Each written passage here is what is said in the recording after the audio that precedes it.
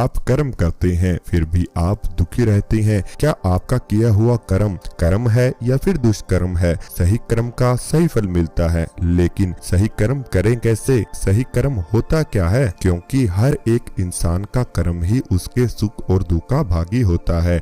अगर आप सही कर्म करते हैं तो आपके सुख का भागी होगा, अगर आप गलत कर्म करते हैं तो आने वाले समय में आप दुख के भागी बन जाते हैं। एक बार की बात है, महात्मा गौतम बुद्ध जी एक शिष्य ने सवाल किया कि हे भगवान, हे गौतम बुद्धा जी, कर्म क्या होता है? बुद्धा ने मुस्कुराया और जवाब दिया, वत्स, मैं तुमको एक कहानी सुनाने जा रहा हूँ। इस कहानी के माध्यम से तुम सभी शिष्यों को यह समझ आ जाएगा कि कर्म क्या होता है। बहुत ही पौराणिक बात है। एक समय में एक राजा था। वह अपने मंत्री के साथ देश का भ्रमण करने निकला। भ्रमण करते करते राजा और उसका मंत्री एक बाजार में पहुंच गए। उस बाजार में राजा का ध्यान एक दुकानदार के ऊपर गया। उस दुकानदार को देखते ही राजा के मन में न जाने क्यों यह विचार आया कि मैं इस दुकानदार को कल फांसी की सजा दे दूं। यह बात राजा ने अपने मंत्री को बताई कि मैं इस दुकानदार को कल फांसी देना चाहता हूँ। मंत्री कुछ बोले उससे पहले राजा उस दुकानदार की दुकान के सामने से आगे निकल चुके थे और दूसरी बातें करने लगे थे। लेकिन मंत्री बहुत ही चिंतित हो गया। यह बात समझ नहीं पा रहा था कि राजा ऐसा क्यों सोच रहे हैं, कि दुकानदार की गलती क्या है। दुकानदार से बिना कुछ बात किए, बिना कुछ सोचे समझे महाराज ने ऐसा फैसला लेने के बारे में क्यों सोचा। राजा और मंत्री भ्रमण करने के बाद राज दरबार वापिस चले गए। मंत्री को रात भर नींद नहीं आई। सुबह जागने के बाद मंत्री एक साधारण प्रजा का रूप बनाकर उस दुकानदार के पास गया और उस दुकानदार से पूछा कि तुम क्या बेचते हो। दुकानदार ने तुरंत जवाब दिया कि मैं चंदन की लकड़ी बेचता हूँ। फिर मंत्री आसपास के लोगों से दुकानदार के बारे में पूछना शुरू किया। उन्होंने भी यह जवाब दिया, या फिर जिस दुकानदार की आप बात कर रहे हैं उस दुकानदार का स्वभाव बड़ा ही खराब है। वह किसी के साथ भी बोलता नहीं है, हमेशा दुखी रहता है। सभी दुकानदारों का जवाब सुनकर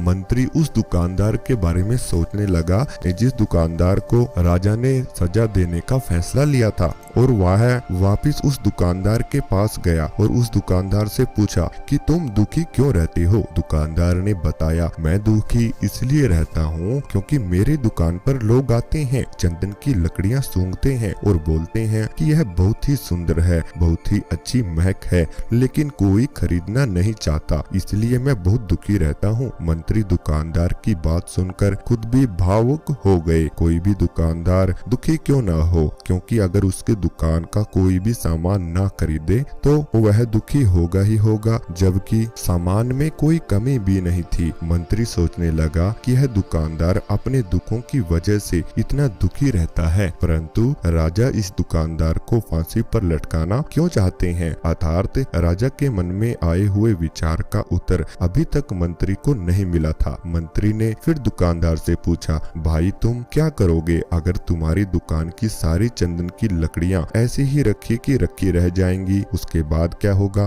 दुकानदार ने गुस्से वाले भाव से पूछा और मंत्री को कहा, हाँ मैं जानता हूँ मेरी चंदन की लकड़ियाँ ऐसी ही ऐसे रखी रहेंगी, कोई नहीं खरीदेगा, इसलिए मैं सोचता हूँ कि हमारे देश का राजा जल्दी मर जाए, क्योंकि अगर वह जल्दी से मर जाता है तो मैं उस राज दरबार में उस राजा के देह संस्कार के लिए अपनी चंदन की लकड़ी देता रहूंगा, साथ में जिससे मुझे कुछ पैसे मिल जाते हैं तो मैं बहुत ही भाग्यशाली माना जाऊंगा। ऐसे में राजा के संस्कार पर आने वाले लोग मुझे देखेंगे और मुझे जानेंगे भी, जिससे बाजार के अलावा अन्य लोगों को भी मेरी चंदन की लकड़ी के बारे में पता चलेगा, तो फिर शायद कुछ लोग मेरी दुकान से लकड़ी खरीदना जरूर शुरू कर देंगे। मंत्री दुकानदार की यह बात को सुनकर सब कुछ समझ गया और उसके मन में एक विचार आया कि मंत्री ने दुकानदार से चंदन की कुछ लकड़ियां खरीद लेता हूँ। इस खरीदारी से दुकानदार को कुछ पैसे भी मिल गए, क्योंकि उसने सोचने के साथ साथ लकड़ियां खरीद ही ली थी, जिससे दुकानदार बड़ा ही खुश हुआ। मेरे मंत्री चंदन की लकड़ियों को लेकर वापिस राज दरबार में चला गया। राज दरबार पहुंचकर मंत्री ने उस चंदन की लकड़ियों को राजा के समक्ष रखा और बोला कि हे राजन, ये चंदन की लकड़ियां उसी दुकानदार दुकानदार ने भेंट की है, जिस दुकानदार को आप कल फांसी देना चाह रहे थे। राजा उन चंदन की लकड़ियों को सूंघता हुआ यह बोलने लगा कि यह लकड़ी तो बहुत सुंदर है, इसकी महक भी बड़ी खुशबूदार है। दुकानदार के इस अनोखी भेंट से राजा बहुत खुश हुआ और मंत्री को कुछ स्वर्ण मुद्राएं दी तथा बोले, जाओ उस दुकानदार को ये स्वर्ण मुद्राएं इनाम में देना और बोलना कि आज के बाद महल में जब भी चंदन की लकड़ी की जरूरत पड़ेगी तब तुम्हारी दुकान से ही चंदन की लकड़ी ली जाएगी। मंत्री जी मुस्कुराने लगे तथा यह सोचने लगे कि अब तो राजा के मन में उस दुकानदार को फांसी देने का विचार आ ही नहीं सकता, क्योंकि अब तो हमेशा राज दरबार के लिए चंदन की लकड़ियों का इंतजाम की जिम्मेदारी उस दुकानदार को मिल गई है। मंत्री स्वर्ण मुद्राओं को लेकर वापिस उस दुकानदार की तरफ चला गया और मंत्री के जाने के बाद इधर राजा भी विचार में पड़ गए कि वह दुकानदार तो बड़ा ही अच्छा इंसान है। जिस वक्त मैं उसके बारे में यह सोच रहा था कि मैं इसको कल फांसी दे दूं, तब शायद उसके मन में उस समय यह विचार चल रहा था कि राजन पहली बार मेरी दुकान के सामने आए हैं, क्यों ना मैं उनको अपनी सुंदर लकड़ियां और खुशबूदार लकड़ियों को भेंट कर दूं। आज उसने मुझे भेंट भी किया, बेवजह ही मैं उसको फांसी देने के बारे में सोच रहा था। इधर मंत्री दुकान के पास पहुंच गया। मंत्री ने राजा के द्वारा दी गई स्वर्ण मुद्राओं को दुकानदार को देते हुए कहा कि जिन चंदन की लकड़ियों को कल मैं खरीद कर ले गया था, उन चंदन की लकड़ियों को राजा ने बहुत पसंद किया और इनाम के तौर पर तुमको यह कुछ स्वर्ण मुद्राएं भी दी हैं। दुकानदार यह बात सुनकर बड़ा ही खुश हुआ। साथ ही मंत्री ने उस दुकानदार को यह भी बताया कि जब आज के बाद राज दरबार में जब भी कोई चंदन की लकड़ियों की आवश्यकता पड़ेगी तो सारी चंदन की लकड़ियां तुम्हारी दुकान से ही ली जाएंगी। दुकानदार मंत्री की बात सुनकर बहुत ही खुश हो गया। मंत्री ने दुकानदार से पूछा, ऐसा क्यों भाई?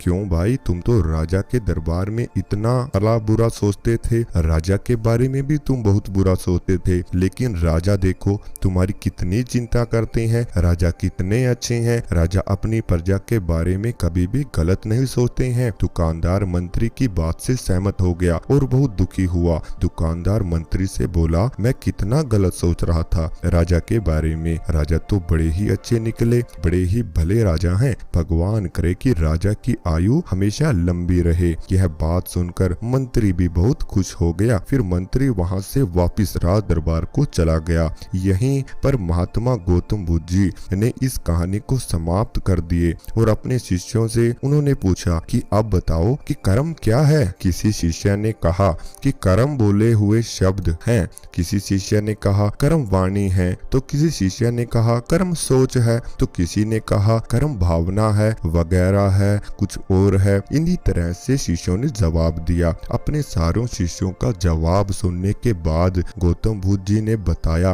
कि कर्म हर एक इंसान के खुद के विचार होते हैं।